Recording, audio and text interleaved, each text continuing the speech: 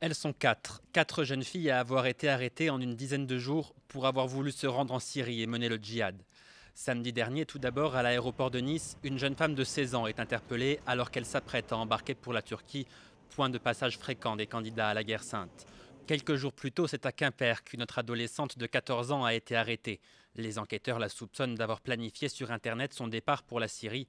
Et c'est justement grâce à ces conversations sur Internet que deux autres jeunes femmes de 15 et 17 ans, elles aussi candidates au djihad, ont été interpellées. On n'est plus du tout dans le schéma d'un embrigadement religieux ou idéologique, on est véritablement dans un effet de mode. On se coupe très rapidement de son univers, d'où le fait que ce soit effectivement difficile pour les parents, l'entourage, de se rendre compte effectivement d'un basculement, d'une radicalisation. Si de plus en plus de femmes semblent vouloir prendre part au combat djihadiste, elles ignorent souvent leur véritable rôle une fois arrivées sur le front. Cette contribution aux combattants peut se faire de différentes manières.